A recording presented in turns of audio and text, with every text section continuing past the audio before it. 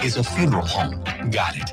But a little forward thinking now can save you a lot of heartache later. It's easier than you think.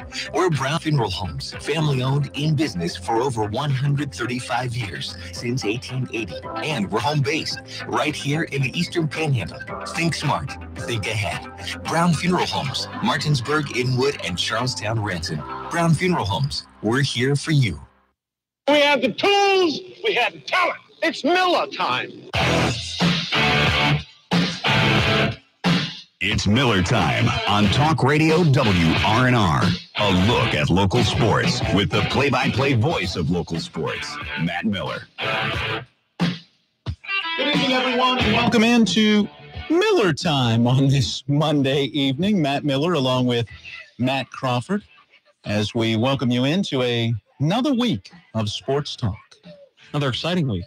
Yeah, we'll be excited for this week, man. We're going to actually have some baseball, I believe, this week, although maybe we're not 100% sure when. Originally, the regional schedule had high school baseball today, tomorrow, and if necessary, Wednesday. However, the massive amount of rain last week and leading literally right into half the day on Saturday, along with Martinsburg's graduation tomorrow night when they would have hosted game 2 of the series, it was determined by the athletic directors, coaches, those in charge, they would just push the tournament back. So we now have regional play supposed to start on Wednesday down at Washington.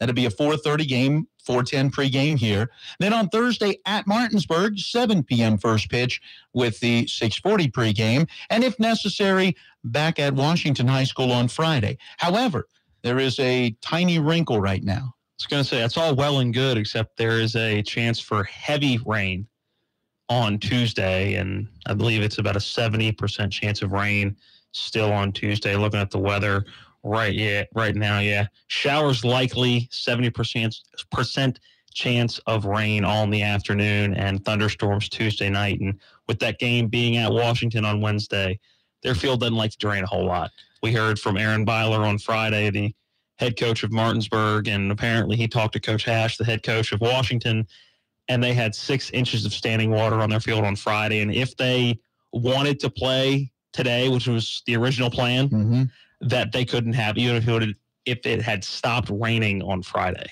So the question is, 2 days, really, yesterday and today without rain, is that enough to make sure that you get rid of all of that standing water? And then how much can that field take again tomorrow to potentially be ready to play on Wednesday? The key is you have to be done by Saturday. So if it does get pushed off an extra day, Thursday, Friday, Saturday, you're going to have to get those games in at that point. Now, Thursday and Friday do look very nice. Saturday right now is just like a 30% chance of a shower or thunderstorm. And, of course, we're not ruling out Wednesday.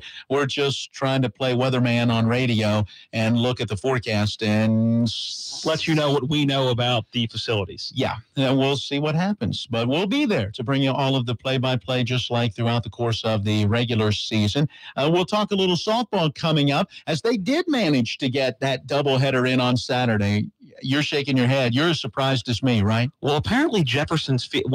You got to tell everybody what you think Jefferson's field is sitting on top of. My theory I said it's on a hill, and you're claiming that underneath that hill is a hole to China. It is on a hill. I agree with that. If you've been to the complex where the football field sits, Sager Field, the baseball field, the softball field does sit up on a hill. But I'm thinking there's got to be a sinkhole under there at some point because all of the rain that we have gotten, an entire dirt infield, girls softball has the full dirt infield. So it's not like you're just trying to clean off base paths. You got a lot of muddy area. And for that field to take all that rain and still be playable, where's all that water going? I'm thinking there's a sinkhole under there. You can't just accept that it may drain well.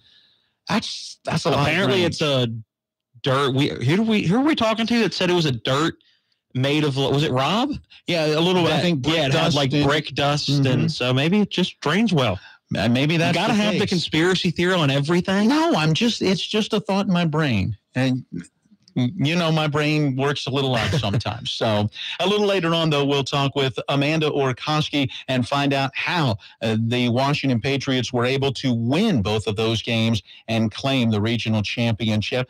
We've got a little NBA basketball to talk about. Horse racing How was the party on Saturday? It was good.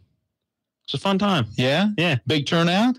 No, actually. It was weird. There was supposed to be like 20-some people there, and everybody Saturdays kind of got away from them because Saturday afternoon ended up being pretty nice. Everybody was outside and out and about when it wasn't raining trying to get stuff done, and there was only about 10 or 12 of us there when the race actually started. Then everybody else kind of showed up afterwards. But we were able to throw a few dollars down on some horses, and we did the kind of everybody throwing $5. You pick a name from a hat, and that's the horse you're going with. And what'd you get stuck with?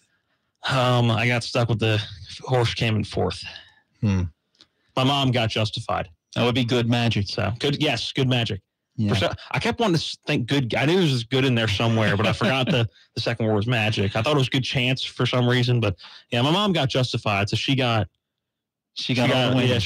split it because we ended up for a couple people had to pick two names because of the lack of people that were there, even in the 8-horse race. Wow! So she got Justified and split it with one of my buddy's parents. So she got $25 out of the deal. Hey, so still made $20 on total random luck. Well, we've got Eric Zimney joining us here in our next segment as we look back at the race and begin at least a tiny preview looking ahead to the Belmont Stakes. Let's start with the Washington Capitals. I know we don't have a ton of time, so we'll come back to them a little later. We'll throw a few comments at you here, and later in the show we'll dig a little deeper into the matchup. Now a must-win. The Capitals 3-5 at home in 8 playoff games this postseason. Do they get it done tonight? They need to. Well, I know. I mean, just hate to be Captain Obvious here, but they need to. I don't know.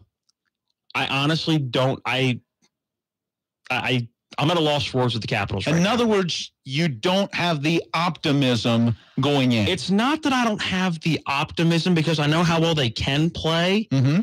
It's just a lack of faith right now.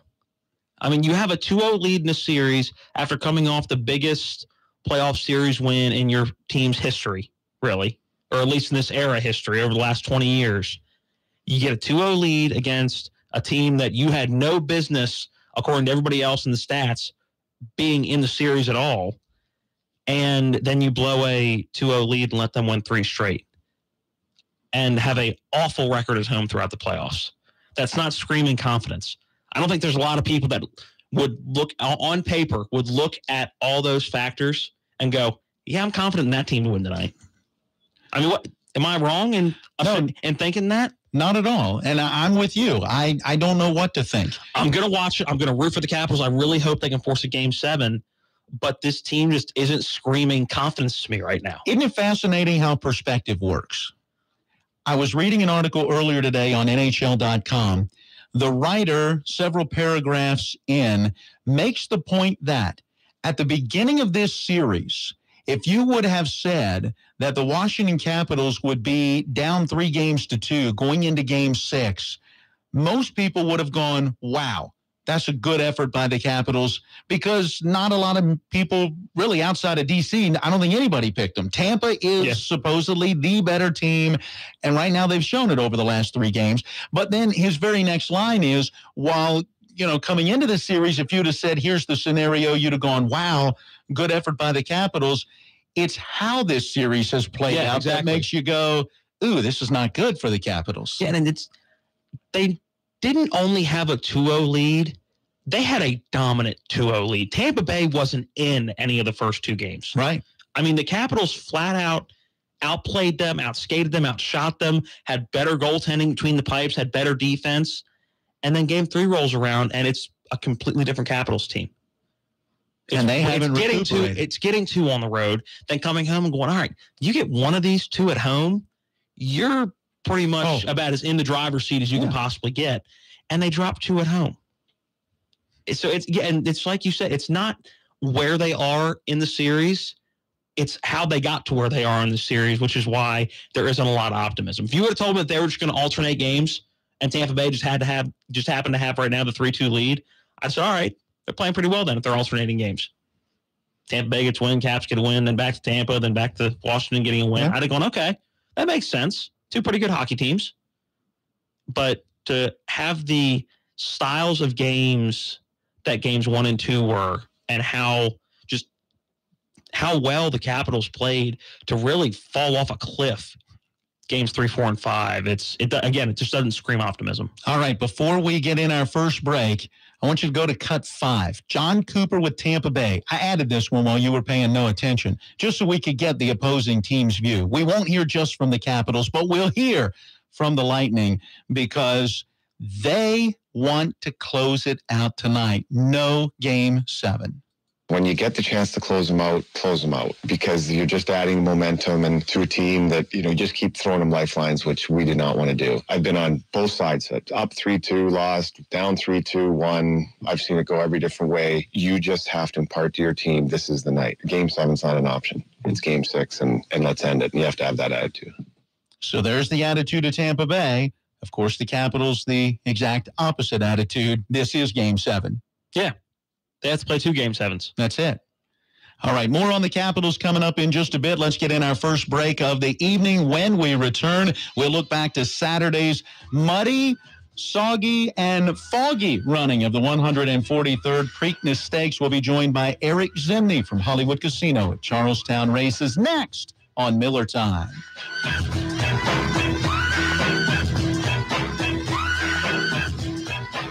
Schultz, Harmon, and Jenkinson. We're accident, injury, and disability lawyers with over 120 years combined local trial experience. When injury or illness has stopped you from working, you may be eligible for Social Security disability. Ron Harmon has been winning disability claims for over a quarter of a century. Don't hire some out-of-state firm. Ron Harmon's in Martinsburg. He will meet with you right here in our office. Get a local lawyer you can trust. Call 304-LAWYERS for a free consultation. 304-LAWYERS or 304-263-0900. I'm Kyle Montgomery with NFL Network Now on the Westwood One Radio Network. Julio Jones is not expected to be in attendance for Atlanta's OTAs on Monday. The wideout wants an update to the contract he signed in 2015, according to NFL Network insider Ian Rappaport. He's scheduled to make $10.5 million in 2018. Meantime, the Raiders' Khalil Mack is expected to sit out OTAs as well. The defensive end led Oakland with 10.5 sacks last season and has 40.5 career sacks. Our Ian Rappaport is reporting Rams defensive tackle Aaron Donald is also not expected to attend OTAs this week. Donald had 11 sacks last season. And finally, former LSU great and 1959 Heisman Trophy winner Billy Cannon passed away early Sunday morning. Cannon was the first overall pick of the LA Rams in the 1960 NFL Draft. Cannon played halfback, fullback, and tight end during 11 seasons with the Oilers, Raiders, and Chiefs. He was 80 years old. This has been NFL Network Now on the Westwood One Radio Network. I'm the manager of tire sales at Firestone Complete Auto Care. I got my driver's license when I was 17. Back when my truck started fishtailing. That's the reason why you want good tires. They need to be able to cut through that water so that you don't lose control. My name is Gary, and I'm proud to keep your car running newer, longer. Come get our best deal on Firestone tires this summer. Check drive at Firestone.com or your local Firestone Complete Auto Care for more details. Whatever you drive a Firestone. This is John Greenhut, and if your teeth are stained from coffee, tea, or smoking, Power Swabs is the answer. In 5 minutes, you'll see 2 shades whiter teeth, and in 7 days, 6 shades. Even better, there's no messy strips or trays that you have to leave in your mouth for an hour. Just swab your teeth for 5 minutes, and you're done. To try Power Swabs, call 1-800-679-0969. Your bright white smile will have your friends talking about how great you look. Try it risk-free. 1-800-679-0969. That's 1-800-679-0969. Since 1877, Farmers and Mechanics insurance companies have proudly supported our local community. Farmers and Mechanics has the insurance products to meet your needs, including home, auto, farm, dwelling fire, business owners, and umbrella coverage. Please contact your local independent agency for a review of your insurance needs and ask for a policy from the company that knows you best. Farmers and Mechanics insurance companies, just off Edwin Miller Boulevard on Administrative Drive in Martinsburg. FMIWV.com. It's spring, and that means golf. Hi, I'm Ron Springer, head golf professional at The Woods. Due to its overwhelming success, I'm happy to announce the second annual Tournament of Champions. If you've ever considered a golf tournament to raise funds for your organization, now's the time to get on board. Golf tournaments are fun, exciting, and profitable. The Tournament of Champions adds to all that and more. For additional information, please call me at 304-754-7222 or visit our website at thewoods.com.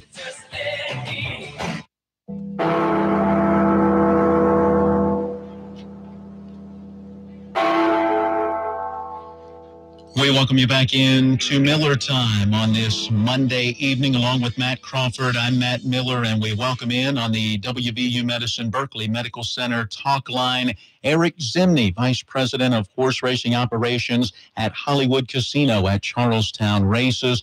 Eric, thank you again for joining us. We did it going into and out of the Kentucky Derby. Last week we talked going into the Preakness. Here we are now looking back on the race. How much fun was it? Well, it was pretty wet out there. I won't lie and say it didn't suck a little of the fun out of it. It was pretty bad weather, as you could probably glean on television if you watched it. But still, the Preakness is the Preakness. It's a cool event regardless, and didn't look like it deterred people from having a good time.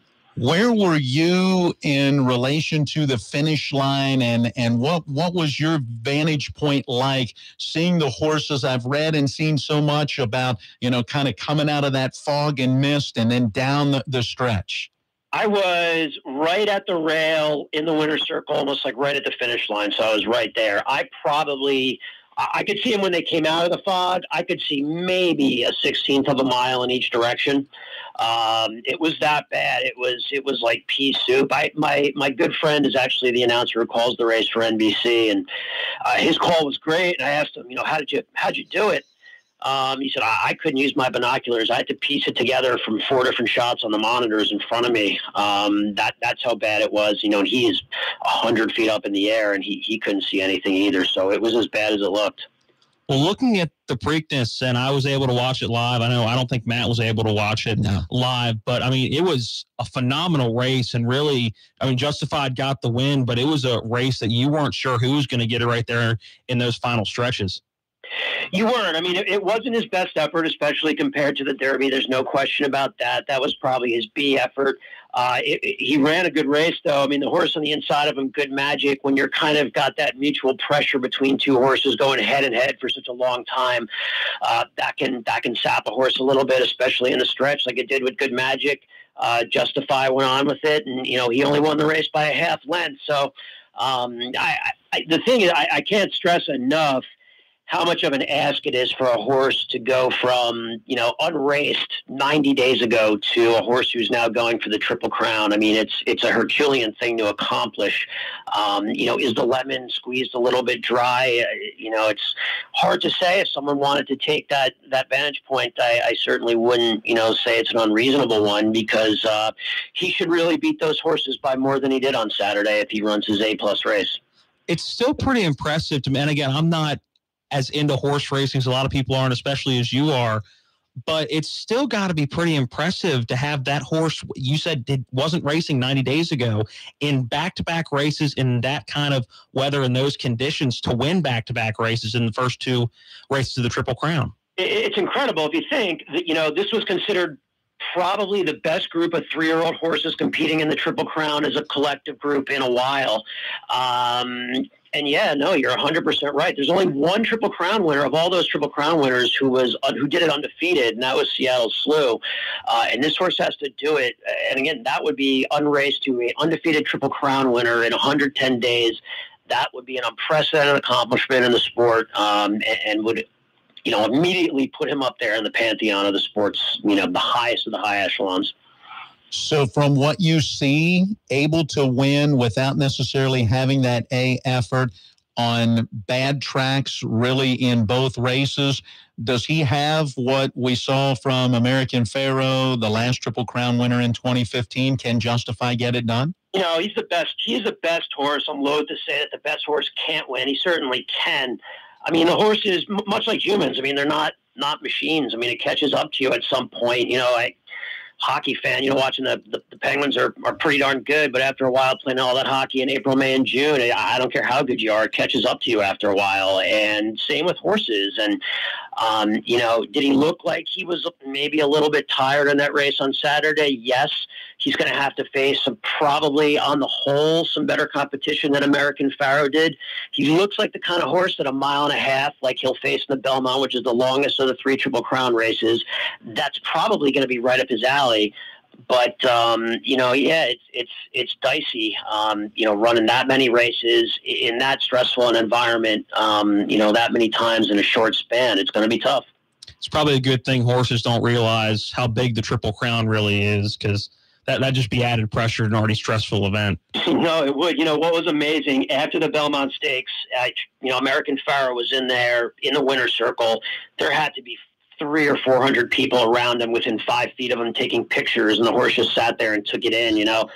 Most animals would be sitting there thinking, oh, hey, all these people are here, trying to kill me or something like that. They wouldn't know what was going on. And he had the mental constitution to sit in there and kind of take it all in. And I think Justify kind of has a similar constitution as American Pharoah mentally. It's just a question of physically he's going to have enough left in the tank. Bravazzo finished second, Tenfold third, then came Good Magic, and of course Good Magic right there pushing Justify, the other two really pouring it on down the stretch. Do you see those horses also racing in the Belmont and still being that top competition in this next race? Good Magic will not race in the Belmont. Bravazzo probably will. Tenfold will. I don't think you'll see any other horses from the Preakness back in there, but who you will see are some of the horses from the Kentucky Derby who are going to come into the Belmont a lot fresher, like Hofburg, Vino Rosso, My Boy Jack, some other horses. Audible, which is very interesting. He was third in the Derby. He's owned by the same exact connections that own Justify. So, do they run that horse back and possibly deny their own horse a Triple Crown? It's going to be interesting to see what happens there. So he's going to have to face some fresh horses and probably a better group as a whole. Maybe not anybody as good as Good Magic, but on a collective whole, probably a better group. Does it ever become a point of contention when an owner determines to run a horse in that Kentucky Derby, but then skip that Preakness because they didn't win, but then come back in the Belmont Stakes and ultimately may beat out that horse that is going for the Triple Crown? I know the California Chrome guys a couple of years ago, they had very national beef on TV after the race with the way that some folks approach it. But look, it's part of the game. People are going to do what's best for their horses. Some of these horses, it's not going to be best to come back in 2 weeks from the Derby to the Preakness. So I can't fault anyone who does right by their horse. So seeing the first two races of this Triple Crown, obviously Justify got the win in both. Just to piggyback off Matt's question a little bit earlier, out of what you've seen from the horses that will race in the Belmont, who do you think has the best chance to knock off Justify? You guys asked me last week about, the long shot or whoever to put behind Justify, and I said Bravazzo, so I looked a little smart there on Saturday, but I'm going to give you Hofburg for the Belmont in a couple weeks. I think he's got a lot of ability. He seems like a horse who's going to want to go a mile and a half. Not many of these horses do. He's got some top flight connections, and I thought he ran a pretty good race in the Derby, all things considered. So he's one I would look at, maybe Vino Rosso too. You've mentioned it before. You just said it again, the mile and a half race. How is this race at Belmont different than the first two just because of that length? Well, a mile and a half is not a race that we run on the dirt in this country, or the turf for that matter, but especially on the dirt, very often in the U.S. This is probably the only time any of these horses will go that far. It changes the dynamic of the race entirely. I mean, it's a quarter of a mile longer than the Kentucky Derby, which is already as long as those horses have already run. So the running style that tends to do well is a horse who can, have a high cruising speed, not like a closer who you'd think at a mile and a half might have an advantage, but somebody who can just click off, 1 furlong, 1/4 mile after the next quarter mile at pretty much the same exact pace and just kind of go around there at a high, like I said, a high cruising speed and just kind of plods around there. But, it's tough. These horses, not many of them want to go that far. Well, Eric, thank you so much for your time once again. We'll look forward to talking with you next week heading into the Belmont Stakes. Thanks. Enjoyed it as always. All right. Thank you. Once again, Vice President of Horse Operations at the Hollywood Casino at Charlestown Races, Eric Zimney, joining us on this evening's Miller Time. We were hoping to get a little more of an opportunity to maybe talk with him. Rob brought it up this morning that there's rumor about this race maybe being moved from Pimlico. Yeah, I've heard that. Yeah, maybe Laurel. Right. Now, Laurel, we looked it up, is a little bit shorter distance-wise, so I don't know how that might impact that potential move, but we'll keep an eye and an ear on that. Coming up, we'll talk a little high school softball next on Miller Time. CBS News Update.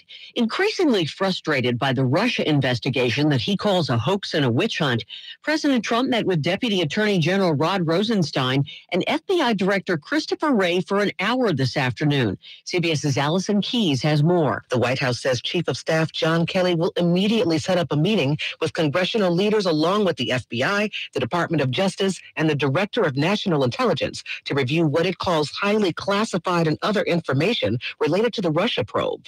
This right after President Trump finished a meeting with the FBI Director and Deputy Attorney General. Yesterday, the president tweeted a demand for the Justice Department to investigate whether his 2016 presidential campaign was infiltrated or surveilled for political purposes. The president's tweeted his anger over reports that two of his campaign aides were contacted by an FBI informant, and the Justice Department Inspector General will look into it. CBS News Update, I'm Pam Coulter. Local forecast. Weatherman Bob Kukin. We've got comfortable temperatures across the eastern panhandle this evening with readings dropping below 70 degrees. Eventually, the early morning low near 62. Clouds will increase, and through the early morning, the chance for a few showers developing. Better chance for showers and scattered thunder showers for Tuesday with a high temperature in the upper 70s. Back to sunshine and warm on Wednesday with a high of 82. I'm Bob Kukin, Talk Radio WRNR. L.A. Roberts is Berkeley County's oldest jeweler, where every season is new and exciting. In fact, new is old school to us, and though it's nothing new, our old traditions like exceptional service, quality, and value maintain L.A. Roberts Jewelers as the old master among so many new kids on the block. Whether you are a newcomer or part of the old guard, entrust all your fine jewelry needs to L.A. Roberts, Old World Jewelers for a new age, in historic downtown Martinsburg. This is Joe Ferretti of Hammer, Ferretti & Schiavone. The laws are changing drastically in West Virginia, and more than ever, you'll need an attorney with a reputation and a history of good results handling your personal injury claim. At my law firm, each attorney has at least 28 years of experience winning cases. Ask about our reputation and history of proven results. We know these comparisons will convince you to call Hammer, Ferretti & Schiavone at 264-8505. Call for a free meeting to discuss your case. And of course, you can find us on the web at hfslawyers.com. Your NBC Sports Radio update starts now. Celtics, Cavs, Boston up 2-1 in the series. Game 3, it was Cleveland getting all 5 starters in double digits. Moving on to the Ice, Lightning, and the Capitals. Tampa up 3-2, trying to close it out. You can hear all of that action live on NBC Sports Radio. Tampa, winners of 3 consecutive games. Super Bowls, how about this? 2023, it'll be in Glendale, Arizona. 2024, it will be in New Orleans. Cowboys, they've signed their third-round wide receiver Michael Gallup to a 4-year deal. Some of the guys skipping OTAs include Aaron Donald, Julio Jones, and Tom Brady. No shockers there. And Vikings coach Mike Zimmer said earlier today, Dalvin Cook, coming back from ACL, is expected to participate during OTAs. I'm Keith Irizarry. It's NBC Sports Radio and the NBC Sports Radio mobile app. Heroin addiction, overdoses, kids' futures at risk and growing up to become drug abusers. It's a national problem. Prevention can solve it, but where do we start? The Martinsburg Initiative is our police school community partnership and model solution to this national problem. It's based on the science of adverse childhood experiences, or ACEs, the traumatic experiences during childhood resulting in serious problems when they grow up. ACEs are caused by abuse, neglect, and household dysfunction, and they really matter. A child with 6 adverse childhood experiences is almost 50 times more likely to become a heroin user as an adult. A positive adult role model spending a few hours a month with a child can make the difference. A child with a mentor is 46% less likely to begin using illegal drugs. 46%. Mentors change lives. We need mentors. Change a life. Be a mentor. Call Project Director Tiffany Hendershot today at 304-267-3510. 304-267-3510.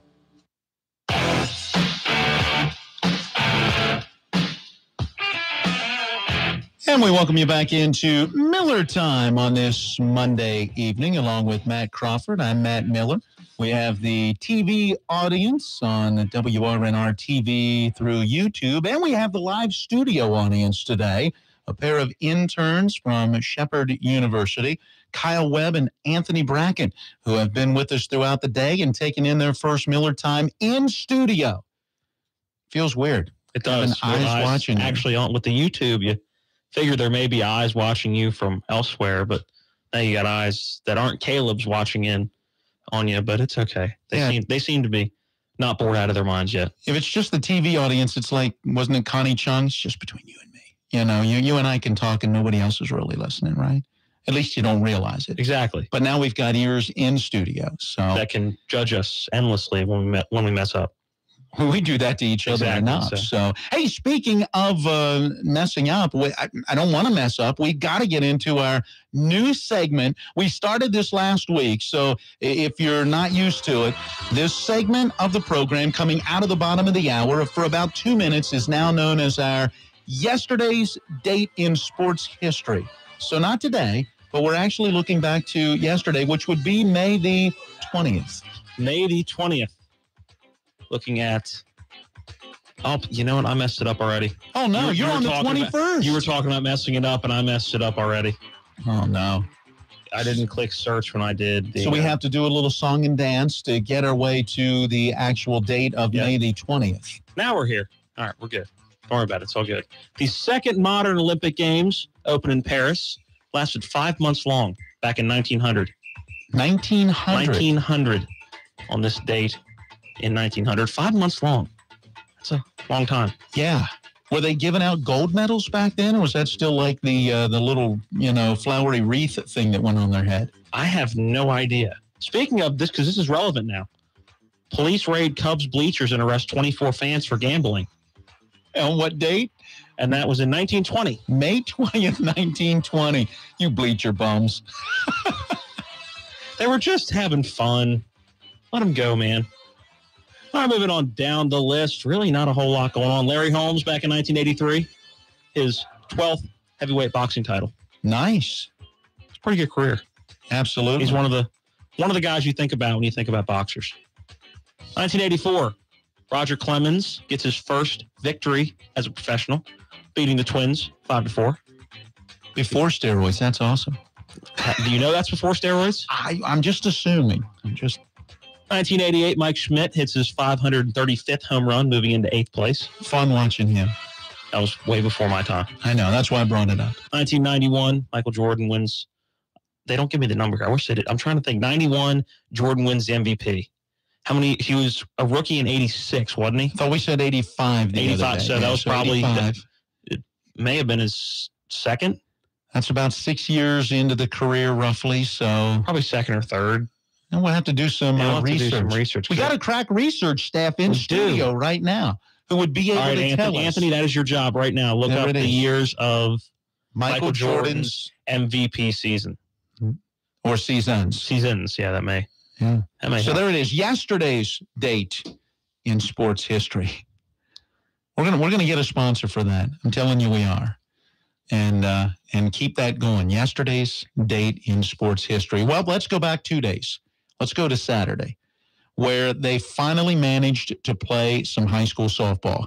We talked with Amanda Orkowski a couple of times last week as the Region 2 Best of 3 softball series was supposed to have gotten started on Monday. Couldn't do it. Tuesday, best day of the week, if you will, overall weather-wise, but still couldn't get a field together. By the time they could find a field they could play on, clearly would have been Jefferson, they couldn't get all the transportation set up to get both teams there, and that day fell by the wayside. Wednesday, we found out right before they started playing that they were going to play in the middle of the day. And we had because it got postponed for a couple hours, so we had a little bit of time to get our stuff together. And so we see where Hedgesville gets an 8-3 win and takes control at that point, because if they don't get to play again, Hedgesville wins in the only game that they played. They tried again Thursday, couldn't do it. Tried again Friday. Saturday was it. The SSAC says got to have a winner by the end of the day on Saturday. So around 3:30 on Saturday afternoon, they went back to the sinkhole that is... It's not a sinkhole, man. It just drains well. I'm sorry, to the Jefferson softball field where the water found a way to get off the ground, and they managed to play not one, but 2 games. Why? Because Washington wins the first one 10-1. That forces the ultimate championship game, and Washington wins a 2-0 shutout to claim the regional crown. Hedgesville was hoping that they couldn't get the game in because they would have won by default. They would have. So Hedgesville by winning that one game. But when you're going to play 3, you got to anticipate you're going to play 3. I doubt that was going through Hedgesville's mind at all. Or at least shouldn't have been at that point. But you do present a very good question to Amanda Orkoski as part of this interview. We got a chance to talk with her earlier today. I don't want to spoil it, so I'll just let it go through the interview and we can talk later about the length of time between that Hedgesville win and that ultimate doubleheader on Saturday. This is Coach Orkoski on being able to sweep that doubleheader and claim the regional championship. Yeah, it was so good to get back on the field and to know that we didn't have to end our season in practice. I'm proud of the girls for being able to pull together and to really regroup after our loss the other day. Take us into both games of the doubleheader and what really got you going, especially to score the way you did in that first one. Yeah, we had talked before the game, and we said, when we lost, Hedgesville was able to get the momentum going their way. And, when you have the momentum going, you end up making amazing plays. So we really just wanted to focus on getting out early, and we were able to do just that. You talked about momentum, Hedgesville getting that win, but then having that extended time off. I can't imagine they had much momentum left that carried over from that first game. Correct. That's why we were, excited to get back on the field. We had 2 really good practice days. Even though they were in the gym, they were still good practices. And the girls were really able to regroup as a team and say, okay, we really want this. How much did the momentum of game 1 carry into game 2, even though it was a much closer, low-scoring game? It was a lot closer. Had me a little nervous there, but it was good. The girls were all excited. They were all pumped. They were communicating. We were firing on all cylinders as far as fielding. We had a couple of mishaps as far as leaving runners on base, but other than that, we were playing pretty well. I got some inside info that I've got to ask you about. I understand that you actually went into that doubleheader with a black eye from practice. Oh, I did. I still have it. It's going to be interesting when I get to the state tournament. The looks that I've had have been pretty funny. Did you at least get a good story to go along with it? Well, the true story and a good story are a little bit different, but we had practice the day after we lost, and I was throwing batting practice in our indoor cage, and the ball ricocheted off of our top bar and came right down into my eye. So it's okay. I feel fine, and it just looks a little funny. Well, congratulations getting back to the state tournament. First, talk to us about the experience of a year ago and how that helps you going into this one. Yeah, and I had talked to somebody else about it, too. I said, last year we went in there, and I think the jitters got us the first inning, the first game, especially going against Hurricane. We have a similar team to face against this year. We've got John Marshall the first round. I know they've got a pretty long win streak going for them. But really, we just need to focus on playing our game and keeping our communication going. You mentioned John Marshall. We understand they are riding a 24-game winning streak into this one. Yeah. What do you see that maybe makes them so strong? They have good pitching. They've got good pitching depth. They've got some strong hitters. We really just need to keep them on their toes, keep them unbalanced, and just try and play our game. I'm reading that the start time will be about 9:45 in the morning. Is that challenging? Not very. Of course, all these girls are used to travel ball in the summertime, and they play, beginning in the morning to all the way at night with multiple games. I think that'll help us with their experience. And really, the girls are so excited that they just want to be on the field and play no matter what time it is. Does the preparation change that it's not a EPAC school or a local school that you're facing, but it's somebody from a different part of the state?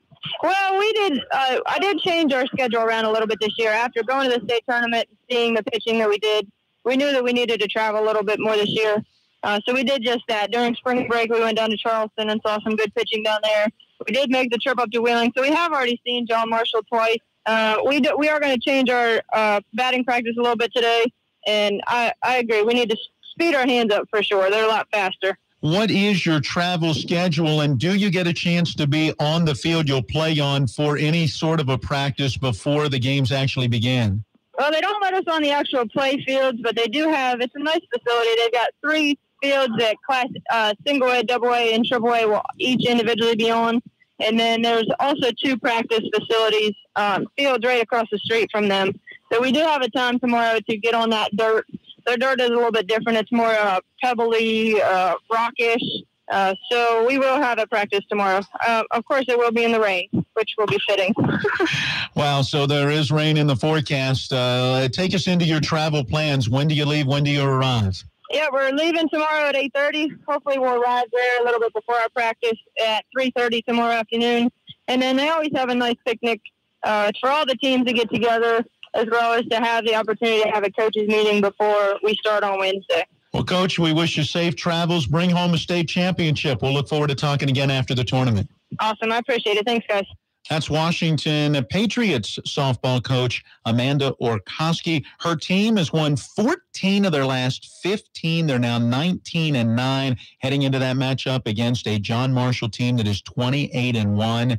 And winners of 24 in a row. And that game time, 9:45 on Wednesday morning. And as you heard in the interview, it's nice that they're facing a team that they've seen already this year twice. I asked that question not knowing their schedule very well because, I don't think you knew their schedule very well either, but just thinking they probably hadn't had the opportunity to play a lot of teams outside of this area, even if it's across the state line one way or another. But apparently they've seen John Marshall twice this year. So that's got to be an advantage for both sides, really. How often do you get into that state semifinal round and have a couple games on your belt against an opponent? It doesn't happen all that often. No, it doesn't. And the experience from last year, hopefully you put all of that together and it helps this Patriots team. By the way, the other side of the bracket has Hurricane against George Washington. Again, it is a double elimination tournament Wednesday and Thursday of this week at Jackson Park in Vienna, West Virginia. You got to be down there to understand. Vienna, West Virginia. Is that right next to Hurricane? No, that's Hurricane. No, wait, it is Hurricane. Yes, are they close to each other? Yeah, I have to look it up to see exactly what the distance is. But I'll check on. I just don't get it. I'll check on that. We'll have an answer to that and an answer to the Michael Jordan MVP question when we come back. Stay tuned for more Miller Time. The WVU Medicine Spring Mills office building is now open. This new 3-story, 40,000 square foot facility is conveniently located off Interstate 81, exit 20 at the intersection of US 11 and Campus Drive. The WVU Medicine Spring Mills medical office building features many different offices and services for area residents. It's now home to urgent care, women's imaging center, lab services, and primary care pediatrics. The WVU Medicine Spring Mills office building now open to serve you. Life is complicated, but your finances shouldn't have to be. At BCT, we simplify your financial life. Bank of Charlestown is a locally owned community bank with 7 conveniently located offices serving the Eastern Panhandle of West Virginia, Middleburg, Virginia, and their newest office in Hagerstown, Maryland. With over 140 years of experience, BCT is the tri-state area's choice for fast, convenient, and hassle-free banking solutions. Whether you are a high school senior looking for a student checking account, a college graduate purchasing a new car, a first-time home buyer, or investing for retirement, BCT has flexible solutions to fit your lifestyle. BCT is committed to providing everyday ways to simplify your financial life. Also, make sure you are following BCT on Twitter and Instagram at MyBCT or like their Facebook page to see how BCT reinvests local deposits back into the communities they serve. BCT, we simplify your financial life. Member FDIC, Equal Housing Lender. You think back to when your daughter was the tiniest, sweetest, softest, prettiest, most precious little person in your life. She cried and your heart raced. She smiled and you laughed. She said, "Mama," and you cried. Hi, this is Lori from Bechtel Jewelers. I know she spent a lot of time in your arms, by your side, in your lap. The years have flown, and she outgrew your lap, but she never outgrew your heart. Your girl is graduating now, and a gift she will wear and treasure forever is a heart pendant. Each time she looks at it, she'll know she's always in your heart. Wherever she goes, you'll be together. At Bechtel Jewelers, Route 11 South in Inwood, our heart pendants start at just $99 in sterling silver. You'll find them in gold, too. Some have gems, some are sprinkled with diamonds that twinkle like she does. You'll find one that fits her, sort of like the way she used to fit in your lap. At Bechtel Jewelers, Route 11 South in Inwood.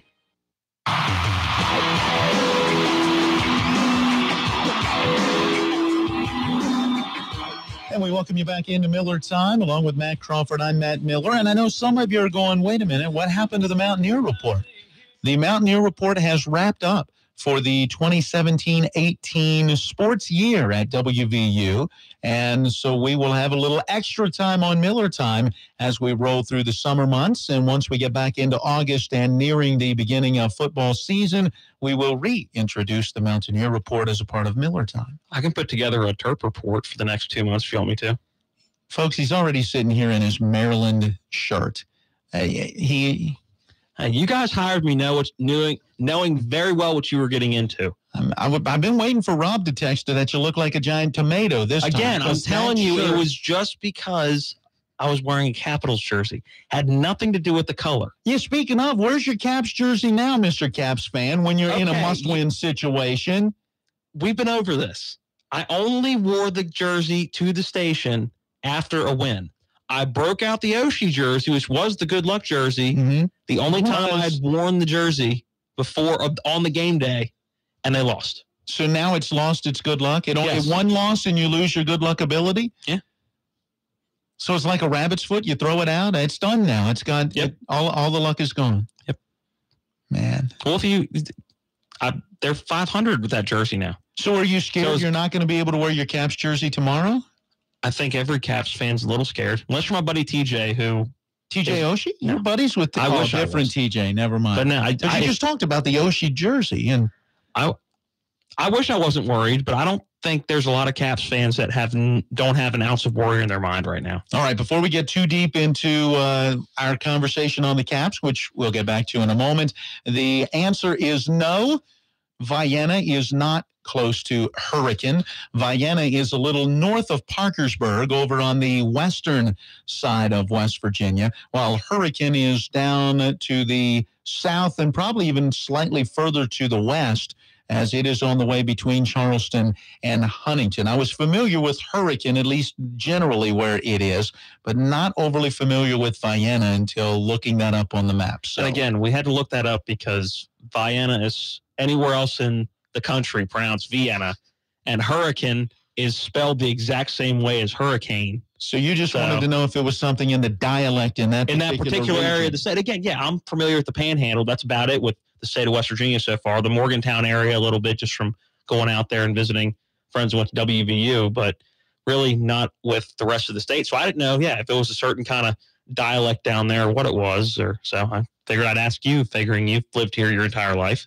I've never researched it. I just know how they say it. When you say hurricane and it's like, no, it's hurricane. You just learn it and you roll with it. They got a cool mascot, though. Which one? Hurricane. The Hurricane? Yeah. Similar to the Washington Redskins? Yeah. Still nothing like the best in all the land. The polka dots. The polka dots. That is right there. Absolutely right there. By the way, the second piece of information we talked about on our yesterday's date in sports history, it was Michael Jordan receiving an MVP in 1991, and that was his second of 6. So Anthony Bracken, our crack research staff, finding out the information as Jordan got his first in 88, did it in 91, 92, 96, and 98. By the way, LeBron James has 4 of those MVP honors to this point in time. Not even the same caliber of player. Totally different. Different They're era. Different types of players. I mean, the body build, Jordan was not that big. No. LeBron could be a power forward a lot, and nobody would question it. But he has the ball handling ability to be a guard. Okay, but LeBron can play pretty much 1 through 4. Mm-hmm. And Jordan was going to play at the top of the key somewhere. Yep. So, different types of players. I think Jordan had a little bit better surrounding cast consistently throughout his career. Whether it was Rodman, Pippen, Kerr. I just think that you look at LeBron James' teams. I know he uses this as an excuse a lot, but I think that Mr. Jordan had a little bit better surrounding cast throughout his entire career. 27 points on Saturday for LeBron as Cleveland beat Boston bad, 116-86. Apparently it's a series now. Well, it's 2-1 all the Boston. promos I saw all weekend are all it's a series now. I'm still going with Boston to win tonight and to close it out. Me too. 4-1. Even if they lose tonight, I still am taking Boston then in 6 to close it out 4-2. I still like the Celtics and what they do and how they play as a team. Game 4 tonight at 8:30. By the way, the Warriors rolled all over the Rockets yesterday, 126-85. Worst playoff loss in Houston Rockets franchise history. How many playoffs have they been to?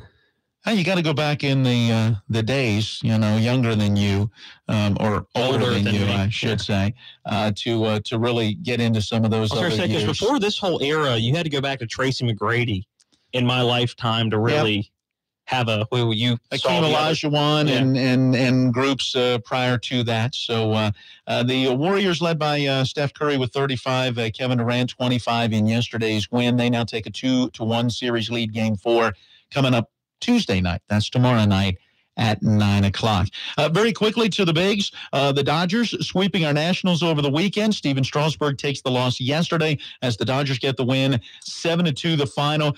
Two big things out of yesterday. Number one, the news of Howie Kendrick and just how bad that injury is. It's an Achilles, done for the season. I looked it up online. Right now, 12 Nationals are on some kind of injured list. Adam Eaton with an ankle, not sure when he's coming back. Kendrick gone for the rest of the season. Ryan Madson went on with a pectoral muscle injury. Matt Wieters on with a hamstring injury. You were telling us on Friday he actually had to have surgery on that hamstring, correct? And so who knows when he'll come back. He has no timetable right now. Ryan Zimmerman, the oblique injury. Daniel Murphy still not played his first game yet. He was questionable for opening day, so I'm still concerned about when he's going to be back. Brian Goodwin, wrist injury. So for the Nationals to be 24-21, battling the way that they are with all those injuries, okay, not bad. But what it also means is a young guy that started with the Hagerstown Suns at the beginning of this season made his major league debut yesterday. Juan Soto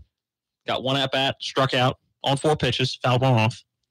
But obviously not the way you want to start your MLB career. But the fact that he was only in Double-A, got to skip Triple-A, said you don't need to go to Syracuse. It's cold up there. Well, the fact that in April, when this season got started, he was in Hagerstown. That's considered low A, the South Atlantic League in Hagerstown. They then moved him up to Potomac, which is high A. After a very short time there, they took him to Double A, and then after a very short time at Double A, week and a half, he got the call. So he it's was like in Double A for a week and a half. My head would be. There was spinning. A lot of people that said he wouldn't get pulled up this year, right? But because of the injuries, they've needed him. They've called him up, and we'll see if he can produce. We wish him all the best. Kind of neat to have a young guy that was in Hagerstown not that long ago on the big league roster. All right, back to the Lightning and the Capitals. We're running out of time. I know you wanted to hear what? Barry Trotz, is that where you're going? You pick the comment. This group seems to never do anything really easy. They have responded all the time, and that's the grace in it all, is that they do respond, they do battle for each other, they do find another level. So we'll have to do that next game. Well, they haven't responded since being up 0-2 or 2-0, and this is very similar to what we heard from Trotz going into Game 5. Yeah, I apologize. I accidentally erased that comment. Yeah, I was going to do a back-to-back because they were very similar, and him saying this team is resilient. They always rebound when they're facing adversity. Okay, they've 30 seconds left. If they don't rebound, Rob asked me this morning on the early morning short edition of Miller Time. I ask you now, is Barry Trotz's job in jeopardy if they don't bounce back? No, I don't see it. I don't see it that way. I think others may. I'm hoping the ownership doesn't. But I mean, you got further than any other coach done in the last 20 years. All right. The question also will be, and we'll talk about it more tomorrow, especially if they don't come back in this series, does it take away from winning the series against Pittsburgh? A lot of questions. We'll see if the Caps can answer some of those tonight. Catch the action here. Your local news from Talk Radio WRNR. Frederick police asking for the public's help looking for a teen that's been missing for over a week. Brooke Turner, who's 16 and a student at Governor Thomas Johnson High School, hasn't been home since May 11th. She's 5'4" with brown hair and hazel eyes. If you have any information, call the police or the tip line. Nearly 300 students graduating from Jefferson High School yesterday when they received their high school diplomas.